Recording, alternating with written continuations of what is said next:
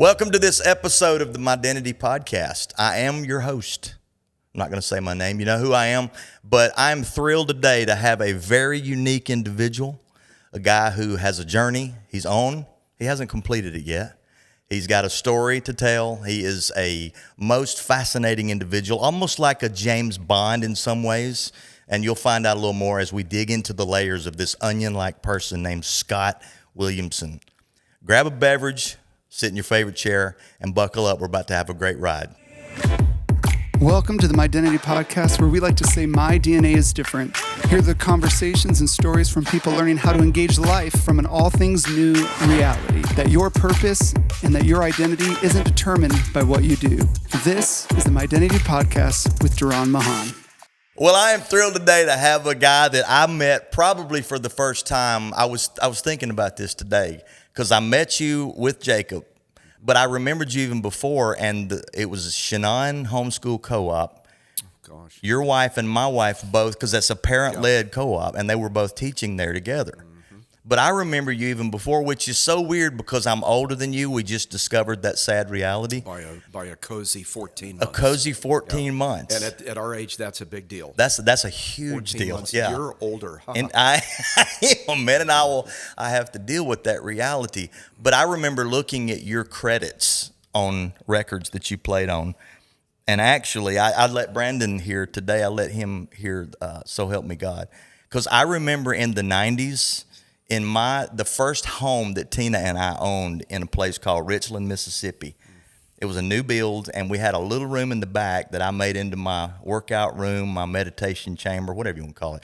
But I played that song almost every time I started my workout. So help me God. I'm about to get into something that I need you. It's a good workout tempo. It is, man. But I had no Especially idea. for the drummer. For the drummer, yes, it was. But it was one of those things where, but I remember seeing you played on some of the best music in the 90s in the CCM world, because as we both know, that hasn't been a good journey since then. And it's been more of a de-evolution than an evolution, I guess. You said it, I didn't.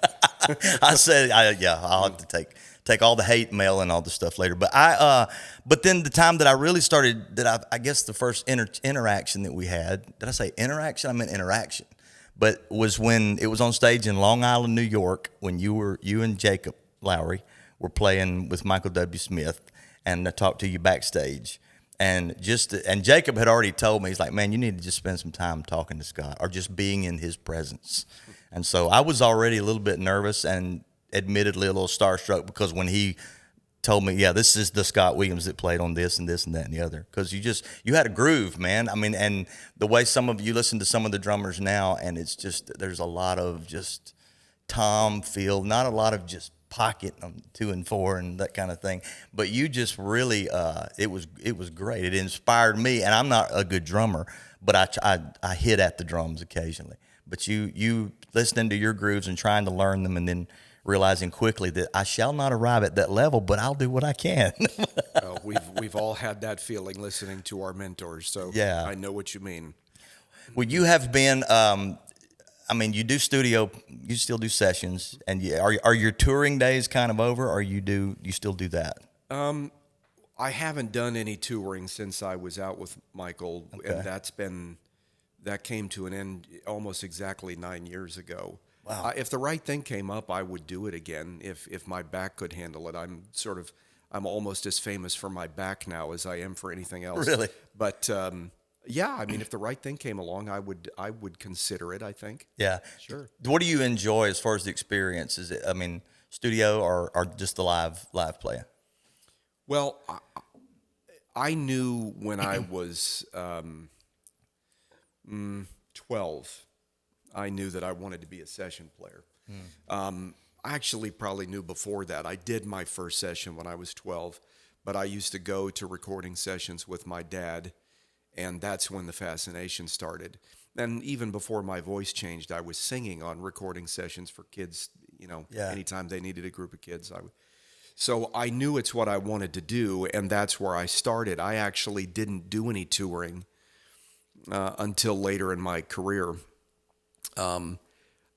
If someone put a gun to my head and said, pick one, I would say studio work, because that's, I think, where my fascination with music and the instrument started, but also because it gives you the opportunity to be home with your family. Yeah, yeah. I do love, there's nothing like a good night's sleep on a moving bus in the pitch black. Oh, the like sound of that generator. It's once you get used to it, it's great.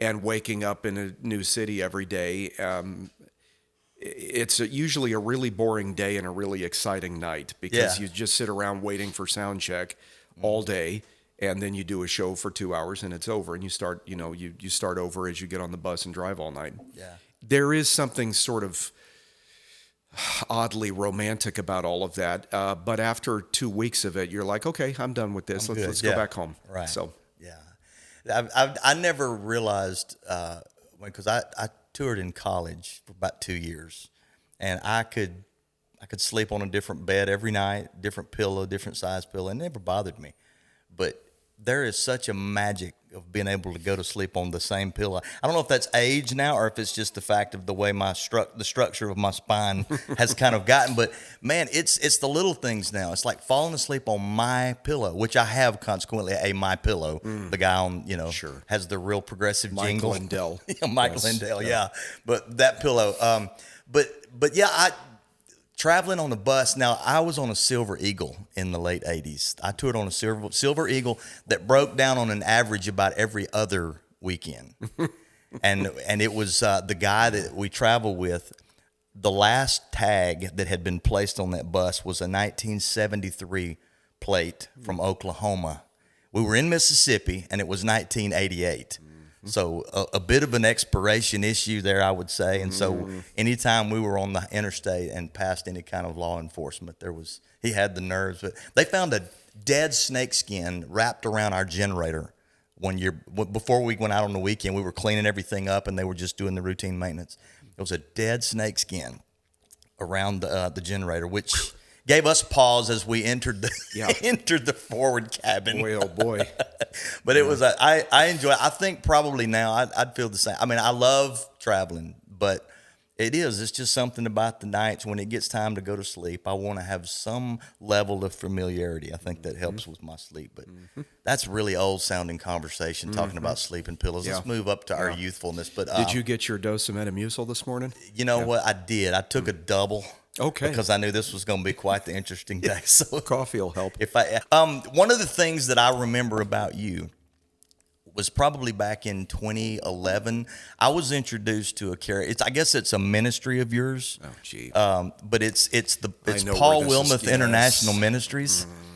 Could you just expound a little bit on how Paul kind of came to not the apostle, but the Wilmeth? Yeah, Paul Wilmeth grew up in the 80s. He didn't grow up in the 80s. He got his start as a musician in the 80s, just doing specials on Sunday morning. For those who grew up in certain sects of the church, you'll know exactly what that means.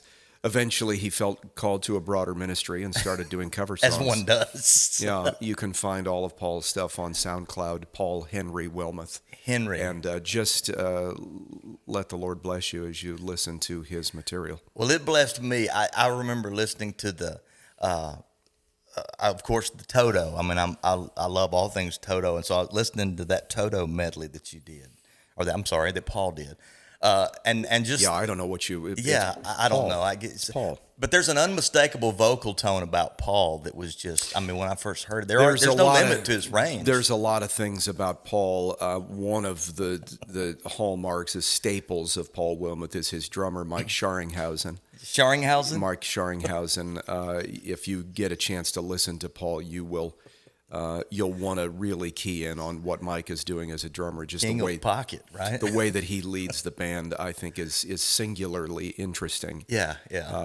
That would be one way to describe it. So, yeah. I remember listening to that. I had a mutual friend that sent me that, and it was hard to maintain composure for some time after that. Yeah. Because it's when you have a void in your life that is finally reaches a point where it's been filled and ministered to. It's just. It left me undone. Paul did. Paul definitely has a way of filling voids. That's for darn sure. Oh man, does Paul make any appearances these days? Paul has not been in the studio. He's called me a few times asking to record. Yeah. But I just have not had time to put anything together in about 5 years. So Well, it could be just much like Esther. I mean, he could be being prepared to come into the kingdom for such a time as this. Yeah, that's a good point. Well, I'm not sure that I want to Yeah. be in that time any longer, but it is a time such as this. Well, the thing that I think that I probably respect most about you, and I've watched you some on social media and just noticed some of your posts and read some of the stuff that you've just kind of chimed in on. There is such a respect from you, even and they're on social media. I mean, they can jump the rails quick, discussions and posts and perception of posts and all that. But there was always just a way that you had of just the most grace, whether you agreed or not. The way it was just a respectability. You should teach a course on Facebook respectability. Well, it's funny. I have gotten to the point of almost preferring the written word because you can you can edit yourself. Yeah. Like I can sit and write some of the things that I'm thinking that are more in the angry realm, and then go, this is not helpful at all. There's a better way to word this if it's an adversarial conversation. Yeah. There's a better way to word this that might give us a fighting chance of finding middle ground. And even if we don't, I can walk away feeling like I did my best to be respectful in this situation, because I can think of some conversations with my wife over 28 years that I wish I could go back and edit those, write the conversations instead of say them. Because I'm like anybody else. If you back me into a corner for long enough, I may come out swinging. Yeah. And unfortunately, social media has become pretty much just all that. Everybody goes from 0 to 60 in about 0.5 seconds. Right. And nobody considers, that this wall of a computer that's up between us is artificial. Right. We need to be respectful even in our disagreements. Yeah. And that's hard sometimes because, both I and my adversary in some of those conversations, we're both thinking the same thing. Right. How is it possible for you to think this, to actually believe this? We're both thinking that about the other person. Right. How do you have that sensibility about the other person while still desiring to maintain civility, but even more importantly, to allow for the possibility that you're missing something, that you could learn something even from your adversary?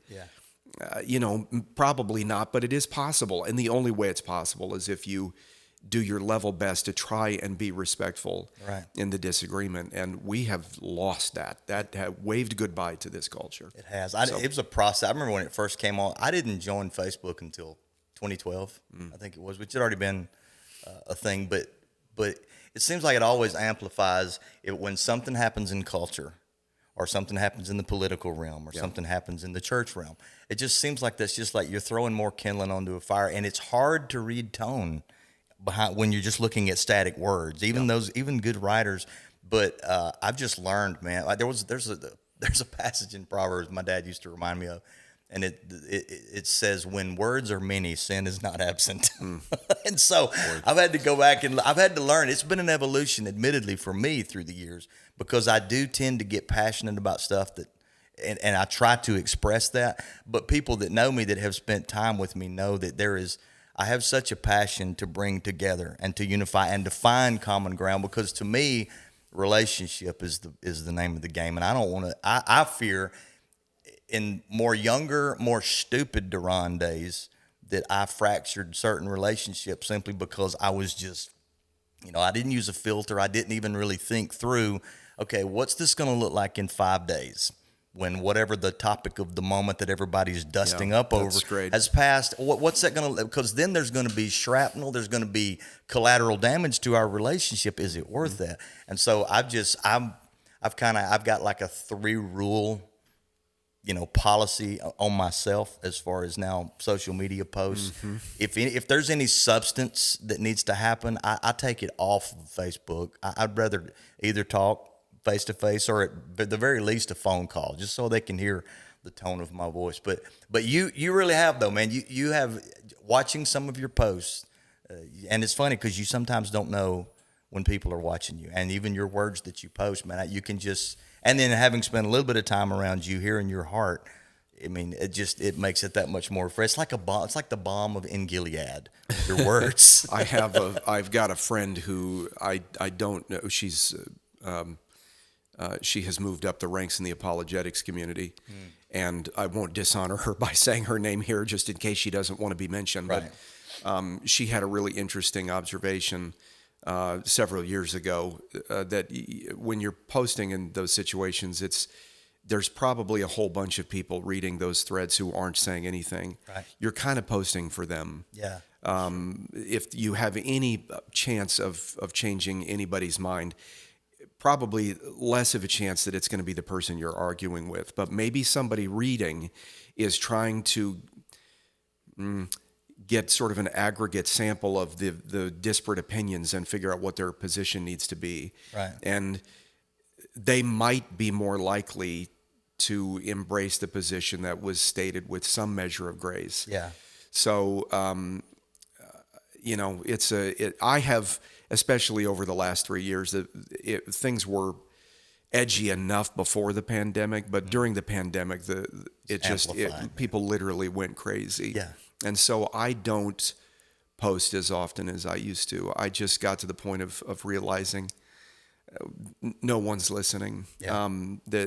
I still get involved in a few discussions here and there, but rarely, because it just felt and continues to feel like we're just kind of casting pearls. So it's tricky because for a number of years, I felt like social media has in some ways become the modern day equivalent of preaching on street corners.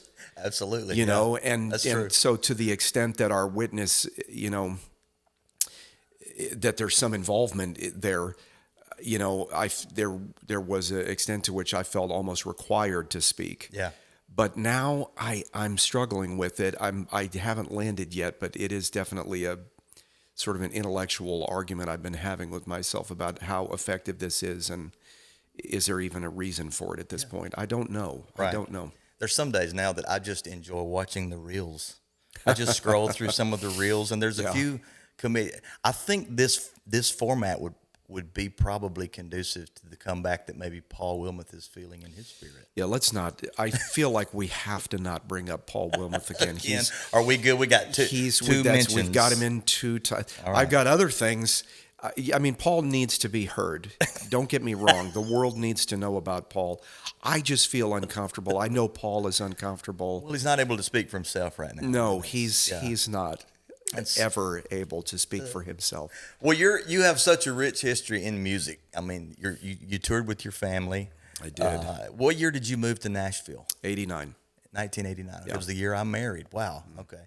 Again, another reminder of that I am older. But 1989. So you moved here. Now I remember also somewhere along the way, somebody sent me either a CD, an actual CD, or either I downloaded or something of a group called Three Strand.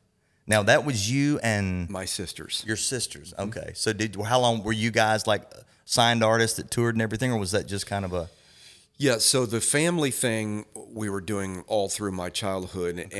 and then eventually that in part was what led to our move to Nashville from Los Angeles. Okay. I was 18 when we moved here. We had a record deal. We did all that. That was my sisters and I, and both of my parents. And then we did that until I want to say 1994 or 5. Okay. And then in 1999, Toby McKeon and Bill Gaither did a joint venture to kind of do some cross-generational stuff. It was a record label called 40 Records. It was a subsidiary of Goatee. Yeah. And my sisters and they asked us to do a worship project for that entity. And I still hold the project very close to my heart. I'm not sure. There was a season where I think some folks were making an attempt to sort of build on what was happening in worship. Yeah. We tried to take it a slightly different direction. And I just don't know that it worked for the marketplace, but we sure had fun doing it. Yeah. We didn't tour for very long. My youngest sister, Kara, ended up with a solo deal, probably at least partly because of what we were doing as siblings. And that sort of took her in a different direction. So the Three Strand thing really only lasted a couple of years, Okay. Yeah. which is still a great disappointment to me. But it was so long ago. I mean, goodness, that was in 99 or 2000. So, yeah. Now you also produce. I mean, do you do production work as well, or do you? I have, and I still do occasionally. Okay. I'm not producing as much as I used to. That was a large part of my workload back in the 90s and probably up until about 2005, 2006. Okay. Yeah. So you being here from the late 80s and in the 90s and now as an observer, as a musical observer, and we'll just go just genre specific in CCM, inspirational, and even now it seems like worship has become its own genre because of just there's just a plethora of artists that do songs that are for the church or for the corporate gatherings and stuff. So in without putting you on the spot, what have you seen as far as that concerns you in just the way Christian music has moved? I see the laugh or the smile, but there again, you're great with words, so I know that you'll be able to say this with such grace and such conciseness. But as an observer, what are some things that concern you about the genre of Christian music, and even some things that encourage you? So let's balance. I want that. to point out that he started that question by saying, without putting you on the spot. Which means I was going right to the spot. Yeah, without putting you on the spot, go ahead and put down everyone.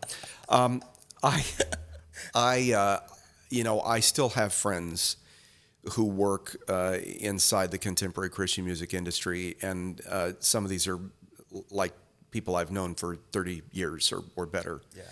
I'm not really in that loop anymore, other than occasionally getting called to play drums on stuff for people like Casting Crowns, things like that. Right.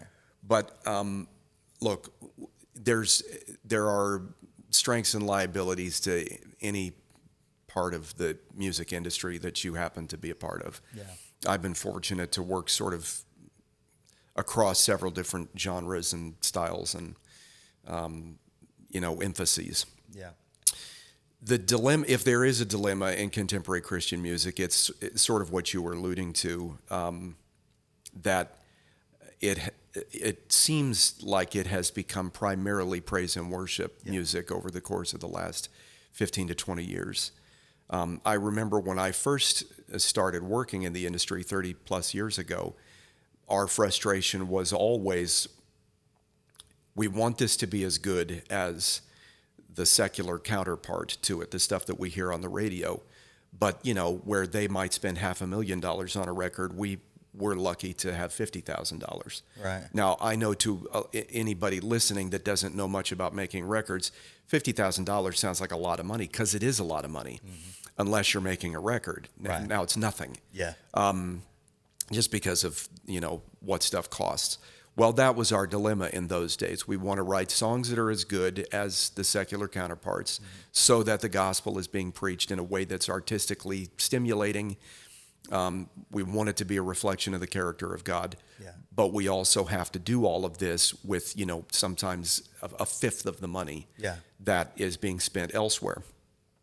So that was always the dilemma, is God, we really would love for this to sound as good as the music that we love and that has mentored us. Yeah. It was just always tricky to figure out how to make that happen.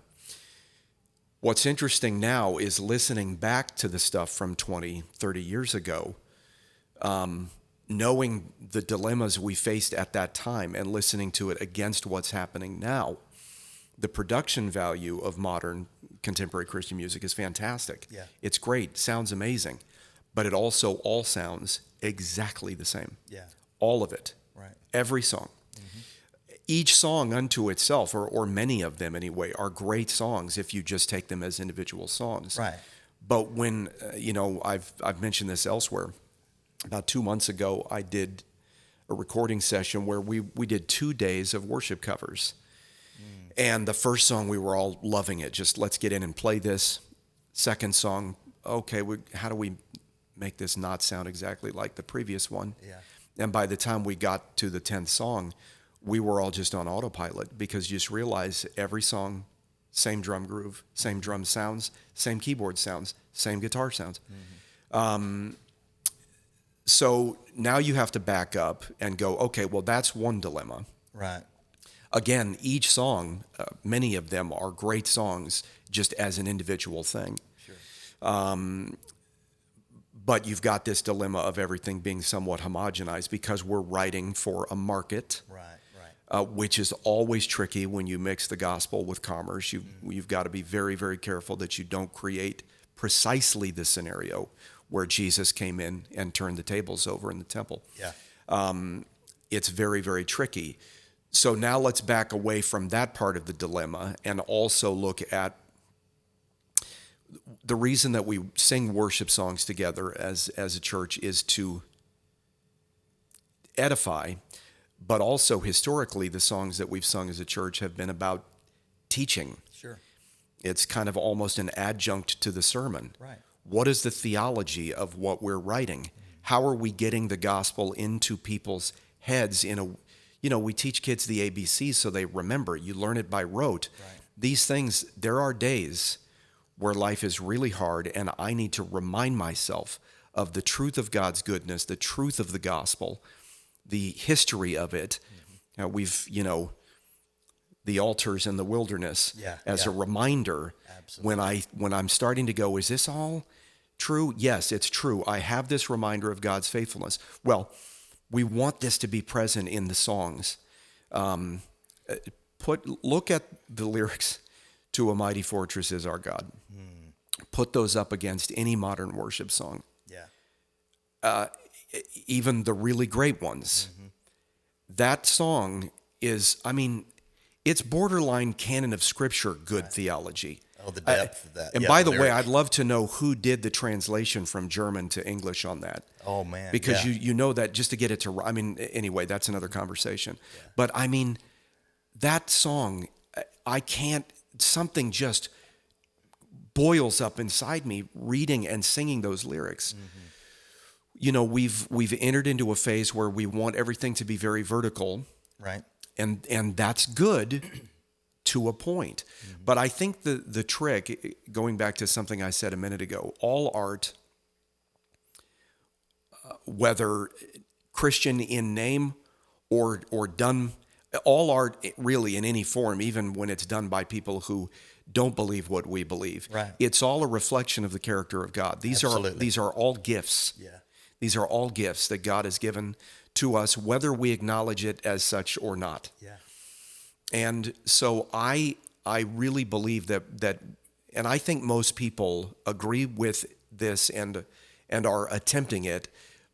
We need to be doing our level best to be very careful with our art. The challenge, again, when we're trying to make this art for a marketplace, is you're marrying art and commerce, and in our case, the gospel with commerce. And we just have to be very, very careful with that. That is sage wisdom.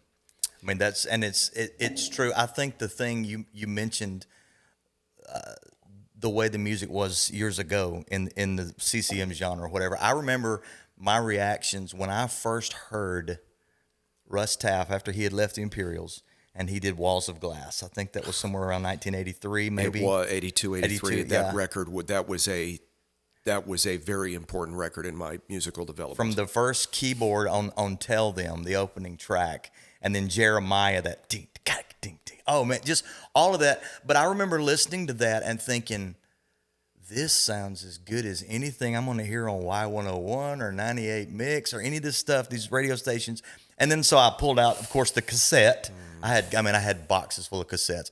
Pulling out, reading the credits. Well, Nathan East, Jeff Porcaro, David Page, these are guys that are playing on some of the hit records of the day, and here they are playing for Murr Records, the label, and then looking at all this stuff. And then, so from that point, that was the early influence stuff for me, listening to him, to Russ, and then vocally, I'd always been like a Brian Duncan guy. And he was about my height as well, so that was an obvious, I had an affinity toward him there. Sure. And but his music, and even I started listening to Brian when he was with Sweet Comfort Band back in the Me too. early 80s, man. Me too. That was, and that kind of stuff, just but there was creativity, but even the lyrical content, there was such a depth back then. I mean, because I would pull out the lyrics and read, and then my dad, we were a part of a, rather conservative movement at the time. And my dad, he didn't want to hear that. He's like, son, what are you listening to? And I'm like, Dad, let me read you a verse. Look at the lyrics. Yes, please. And but it was more of a preference thing. Sure. If it's not Earl Flatt or who's it, Flatt and Scruggs, or if it's the inspirations from Southern Gospel days or some of that, it was just hard for him to equate that with Christian music. Yep. But those are the influences that I had early on, and then I followed even into the '90s. I was a huge fan of a duet called "Out of the Gray" with Scott and Christine Dente. Their Diamond Days record is Oh, still... my word. Yes. And it, so then I had that. And then I remember the writing of Susan Ashton and just listening to some of that. And I remember during that era of time, it was just like, oh, this is great. And then when Michael W. Smith put, what was the record? I think it was Go West. Maybe it was the Go West record. And then just the production value. And then I know even just the emotions that would, just the depth of just something that I felt listening to that. And because I still, even to this day, and I'll admit, the first time I heard Toto live was at the Ryman, probably in 2016, 17. And I'm sitting up, how the Ryman is. I'm up on the upper level on the left and listening, and, the whole... The banner drops and the stuff starts, and they start out with Child's Anthem with the and I remember just feeling like I had just been hit full face, like in an F4 twister. I was just like peeled back and pinned to the back of my seat, and it brought me to tears, literal tears. Yeah. But I remember listening to that and then considering that later, thinking, the gift that I heard tonight, the level of talent and just the excellence. I'm like, God, whether they, like you said earlier, whether they know it or not, whether the gift has been misappropriated at times, God, that is from you, the ultimate creator. That's the inspiration. And so from that point in time until now, my passion has been to watch sort of a redemption of God's gifts in other people. And I've been moved to literally pray for some of these early influences in my life, these artists, whether it be Steve Lukather or, Steve Porcaro or any of those guys. I'm just like, God, David Foster's another one. I mean, these guys, the excellence of what they do, I'm thinking, Lord, that gift came from you. Wouldn't it be amazing to see it redeemed and to see that appropriated back to the giver, where they are acknowledging in their craft, we know where this came from. We want to reflect the heart of God Almighty. And I guess, that may be idealistic on some level, but that's what really drives me now. I'm like, God, I want to be able to, the songs I write, whatever I work in, I want it to be a reflection of your heart without feeling like, well, I need to make it this way so it'll appeal to this, or make it this way where it'll appeal to that market. And I had a cousin of mine who's in country radio, and back in probably 1999, I remember her making the statement to me. She said, because I was like, okay, my first CCM solo project's out. What do I need to do? Do I need to do this? And I was trying to get her to tell me a strategy. And she said, Duran, you just need to quit worrying about doing music that you think other people are going to love and are going to buy, and you're going to make a hit in this market or this.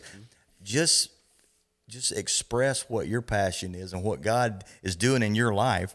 Just do that and let it find its place. Yeah. Quit going at it like, I'm going to make this, I'm going to reach this status and be on this show or whatever.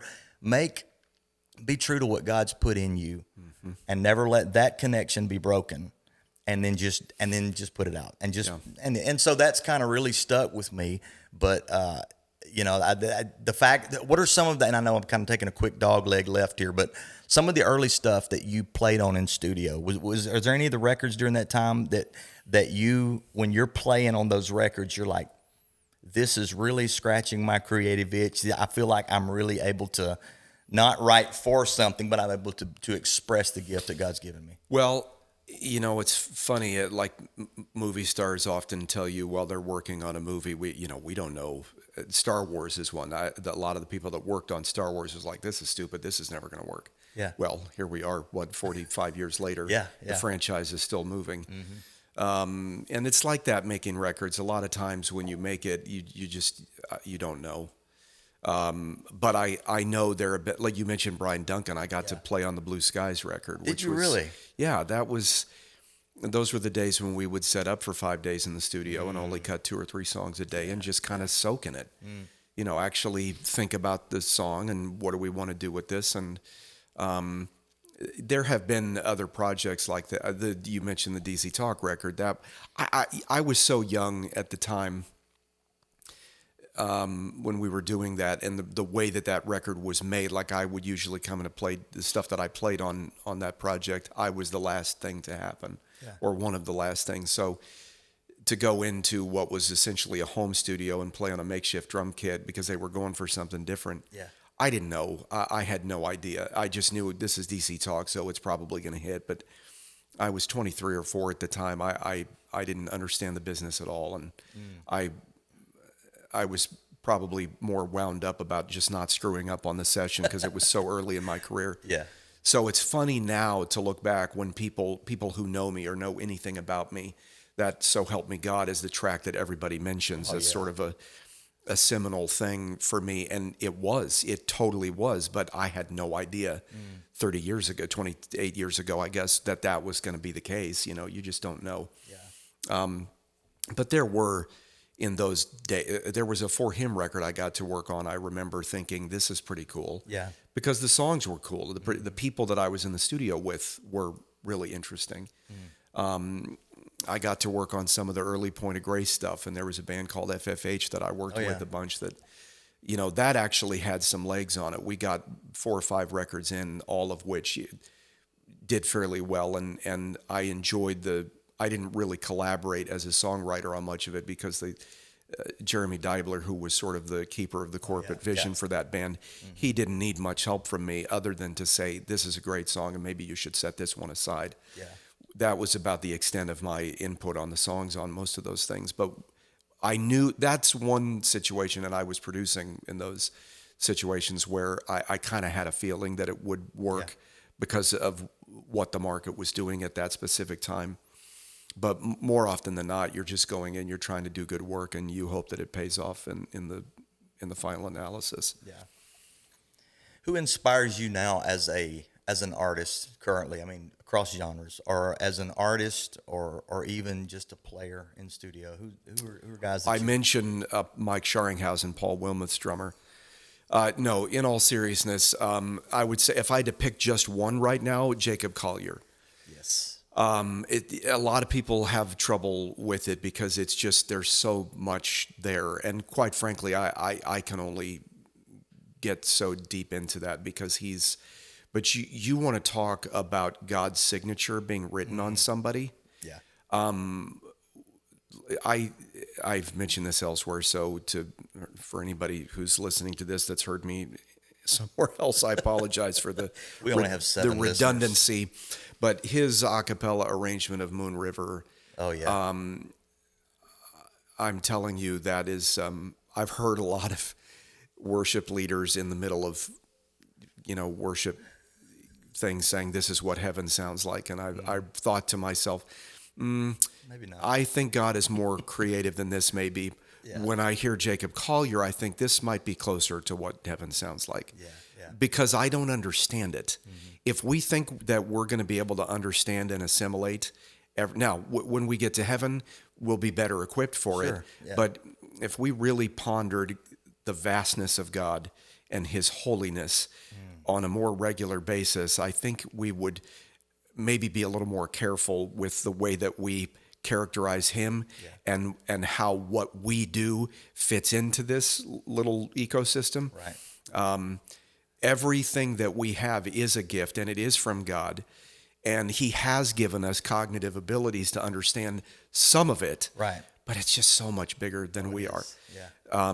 So I have a tendency to get inspired by stuff that I immediately go, this is incredible, and I don't fully understand it. Mm-hmm. Now, down at a little more of the grassroots level, people like Madison Cunningham, John Mayer, Sufjan Stevens years ago. Mm-hmm. I'm a huge fan of a guy called Rufus Wainwright. Mm-hmm. Yeah. Brilliant songwriter, artist. there's just, I get really inspired by people. They do not have to be believers. They just there's got to be something about it that feels like art to me. Yeah. That feels like something, okay, I would not have thought of that. That is beautiful. That is something, again, whether they will acknowledge it or not, God gave that to them. Absolutely. Yeah. So, yeah. And there's old school jazz has always been kind of my first love. Oh, man. And R&B, old school R&B and jazz. Yeah. R&B, I can sort of understand a lot of the old jazz. I get about a third of it. I love playing it. Yeah.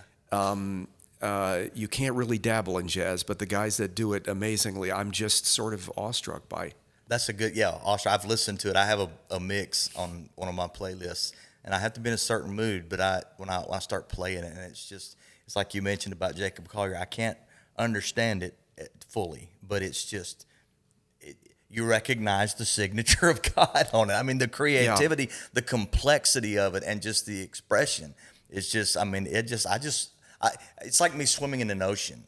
I mean, it's just I'm doing the best I can with what I can understand, Yeah. But my daughter, I have an 18-year-old daughter who keeps me abreast of a lot of the stuff. Now, she recently, well, I guess probably a year or so ago. My kids do the same for me. Yeah.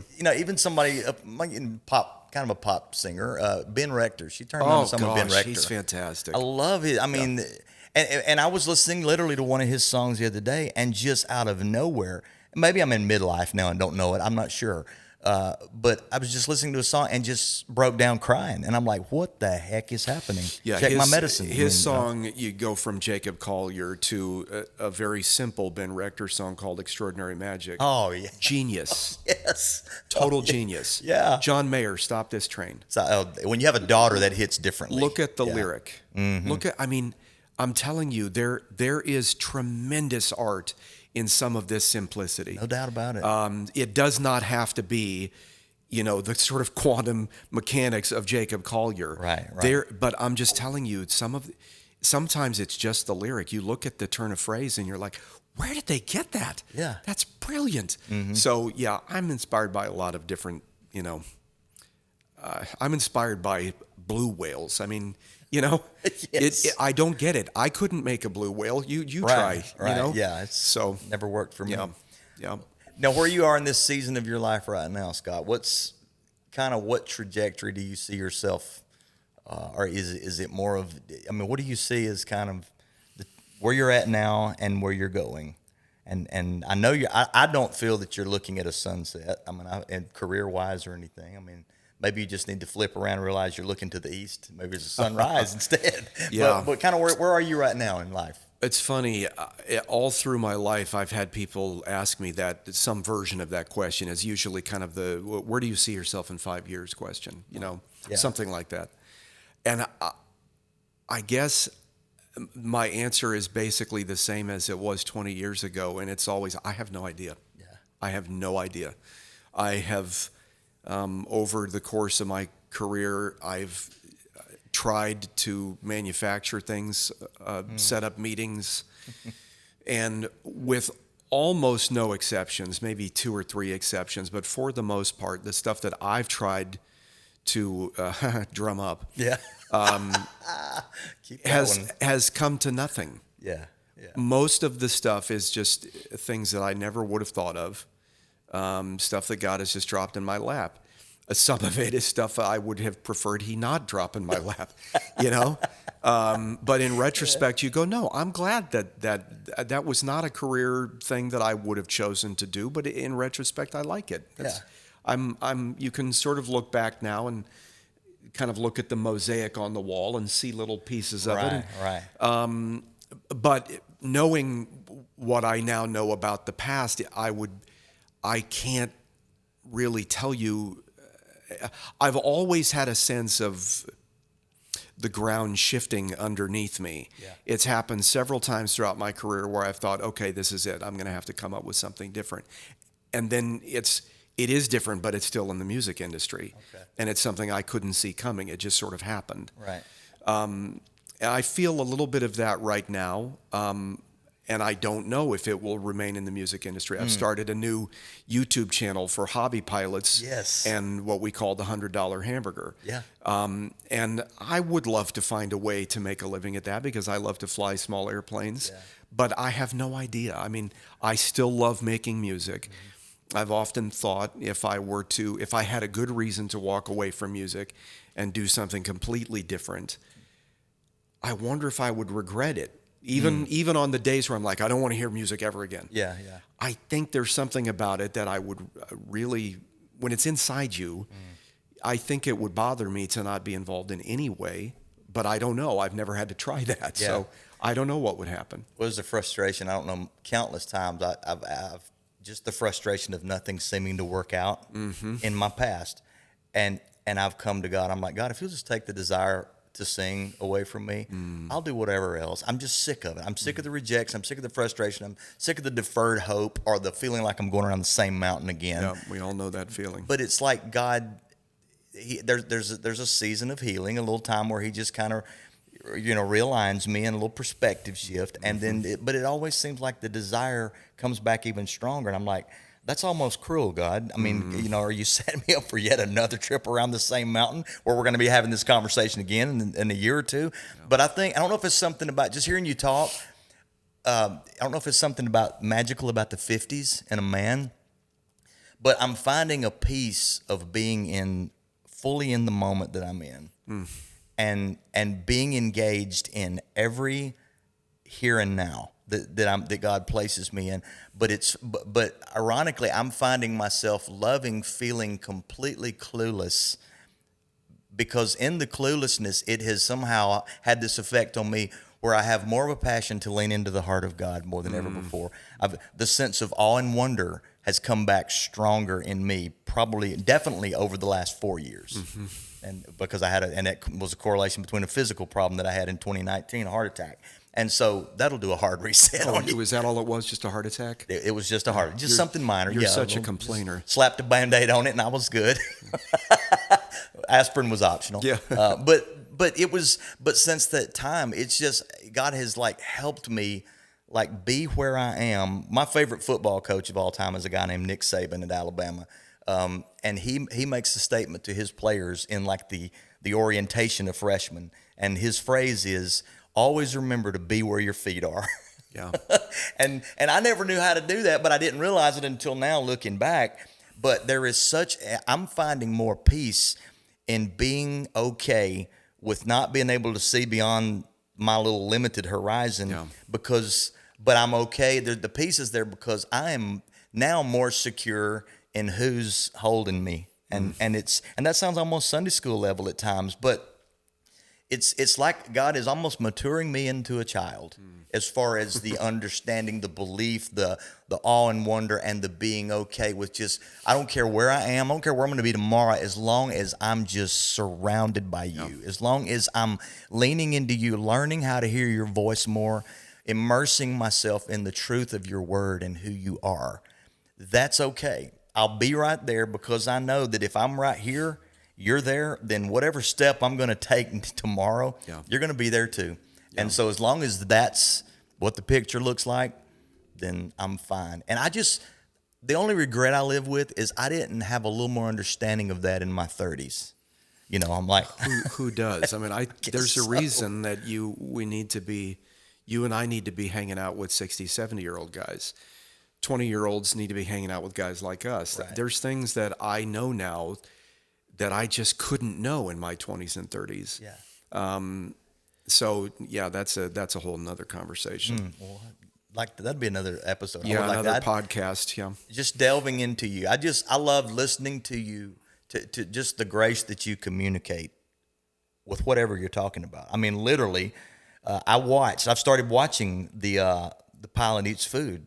I don't even know how I first heard the first one. I think the first guy that I saw you with was, his last name is Roach. Jeff Roach. Yes, yeah. That was, and I was drawn in because most people don't know this, but I put on my bucket list probably 4 years ago, I would love to take flying lessons. Yeah. I would love to be able to be a pilot. Yeah. And so then I start watching you, and I'm like, well, if Scott can do it, perhaps it's not too late for me. If a knuckle dragger like Scott Williamson can become a pilot. I wasn't necessarily going down that road, but I'm just saying. He's a drummer. Come on. Yeah. But I think it was more the season of life that, you're close to my age. And so I'm like, I shouldn't just be dismissive of something that seems like it's beyond a comfort zone, but I would love to do that. And then watching these episodes are just, I think you are on this. I would watch a whole television show about that. I would be like fanboy of that show, just the content, obviously the style, just, and then you had your son on there on one of the episodes. That was an interesting dynamic to observe. Oh yeah. And he'll do more. He's hysterical. And I met one of your sons a couple weeks ago. He knew Zoe from Shannon, but he was at one of the graduates. All the boys from New Song graduated, had a party, and he was there at it. And so I got a picture with him and Zoe. That's the picture I sent to you. Yes. I think, in the text. Yeah. So just a great dude, man. Just engaging. You're talking about Garrett, I assume. I think so. Yeah. I think he probably told me his name, but I was in graduation mode. I was just, my baby just graduated, so I'm having a tough time with that. Yes, I know what you mean. You've experienced that. Yes, 2 of them now. Well, I want to, man, this has been, you're one of those guys that I'm like, man, we need to just do basically a mini series so we can just go map this out a little better. Because this was a buckshot episode. We don't know where it was going to go. It's just spraying everywhere. But I would like to have you back for a little more of a rifle kind of targeted, subject matter, and maybe do a mini series with Scott. And I know this is the third mention, but even have an episode where we delve into the ministry of Paul. Oh my gosh. You have blessed so many people. You're just with that. not going to let this go. I'm trying, but it just really, it was significant. When I discovered Paul, it was at a time in my life where I needed some humor. Paul. Yes, yeah, well, maybe you can share a few little audio snippets and sort of spread throughout the podcast to sort of help people understand who Paul is. No one has ever seen Paul. No one even knows what he looks like. I do like the tie and the coat combination. That's all anyone knows. He's obviously a snappy dress. Yeah, you better believe it. I know Paul, but he's been real careful about my identity. Yes, well, we finally got around to the obligatory mention of my identity here. Happened? See, I knew if we flowed, we would arrive. So much respect coming from me for just the whole genre of podcast. Well, that is awesome, right. Scott. I told you earlier, I ripped off our mutual friend on his podcast. He did a kind of a rapid fire A or B non-analytical question thing. So I'm just going to shoot you 5 quick questions, and we'll just see. All right, this is beach for vacation, beach or mountains? Ooh. Right out of the gate, a toughie. Mountains. Mountains, okay. Are you a morning person or a night owl? If you'd asked me 30 years ago, I would have said night owl, but I am a morning person now. Most of those flight episodes are in the mornings, right? They have been. I just love the morning. Yeah. And I mentioned my back is not great. You wake up at 6:30 in the morning, your back kind of hurts. You're like, I'm getting up. I'm just getting right. This isn't comfortable Don't anymore. want to lay here and think about this anymore. Yeah. Okay. And I have learned to love coffee, and you want coffee in the morning. In the morning, yeah. All right, movies or concerts? 80% of the time, I'm going to say movies. I don't do a ton of either, but like a great movie, Hercules with Lou Ferrigno. That's quality cinema. Yes. Sorry, Lou. I'm sorry. Okay, keep going.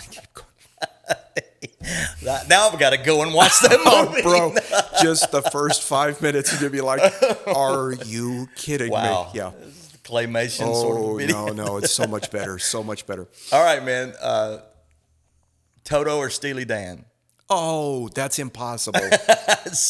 I can't. Okay. They're both. I can't even. It's apples to oranges kind of thing. Oh, so good, so good. I love so that. So good. Okay, all right. As a drummer, more functional piece of drums, rototoms or a cowbell? I mean, if I had to choose cowbell. But I would rarely have much use for either one at this point. Yeah. Did you ever play on rototoms? Yeah. Well, not professionally, I don't think. I remember in the 80s, like in high school and stuff, there was a period where, they were a really big deal for a little while. But I just love that you could tune them by spinning them like a tire tool. What a great idea. Yeah. I'm not sure I've ever recorded a song with rototoms as part of my kit. Now, Alex Van Halen had, do you call them octobans? The little black tubular things that he... Yeah, and look, Alex can do whatever he wants. Sure. I'll never be able to play Hot for Teacher. That's one of the most amazing bizarre. Feats of drumming. Yeah. So, look, just because I don't like something doesn't mean somebody else can't make it amazing. Exactly. So, Yeah. All right, so I guess we'll go with cowbell there. Cowbell, we'll sure. Slightly more functional. Yes, just a hair. Look, Steve Gadd is like one of my top, deserted island kind of drummers. Yeah. And what he did with a cowbell is pretty, that'll make you go, I got to have a cowbell. So, oh, man. For some reason, someone sent me this random YouTube clip where it was Steve Gadd, Vinnie Colaiuta, and Dave Weckl. It was the Buddy Rich tribute concert in 1987. I mean, I had to go lay down and take a nap after watching about 5 minutes of that. It's unbelievable. And that's Gadd doing the cowbell thing. He got into it. Man. I think Will Ferrell and Steve Gadd did more for the cowbell than any two people in history. They made it significant. Yeah. Maybe cows. Cows also. Yeah, they've had a say in the cowbell. That's great. No, we definitely do not edit that out, Brandon. Let's leave that out. God, this has been a treat for me. For you, and an honor. I love hearing your heart. I love spending time with you, and I have not spent enough time, but I think now that we're in this season, I think maybe we could make it happen a little bit more. And we live down the street from each other. We do, yeah. So. It's not like we're not even across county lines. Are you in Williamson or are you in Murray? Murray. Oh, Murray. Okay, well, we associate with Murray as well. So we cast a wide net. Mm-hmm. Yeah, other side of the tracks. Yes. Well, I do want to, man, I just pray God's continued leading, and this sounds so cliche, at times, but I know where my heart's coming from. And I just pray that God will direct your steps, that God will preserve you, that he will give you just a rejuvenated, even physically with your back, man. And I believe in prayer, and I don't have a plan B. I really have a dependence at this phase of my life on God more than I ever have for anything, even my very breath. Both. And I just pray that God would just give you and your family a refreshing, just a refreshing and a rejuvenation, man. And, Thank you. Thank you for taking the time today, for sitting in these uncomfortable chairs. Oh, it's great. It's been good. Thanks for having me. Hope the coffee was acceptable. It was just fine. All right. You guys stay tuned for the next episode. We're going to get Scott back, and we look forward to seeing you next time here on the My Identity Podcast. Thank you. Hey, thank you so much for stopping by. Thank you for tuning in to this episode of the My Identity Podcast. We're excited that you tuned in and you made an investment of your time into this podcast. It means a lot to us here. I want to encourage you to stop by every week because we've got new episodes baking in the My Identity kitchen, and they're going to inspire, they're going to encourage you, they're going to give you something to make it through your week. So I want to invite you to click the little subscribe button here on YouTube, and not only on YouTube, but you can also subscribe on whatever podcasting platform you get your podcasts on. You can follow, like, and listen every week. As each new episode comes down the pipe, you're going to love it. And we are honored that you spend the time here with us on the My Identity Podcast. We'll see you soon.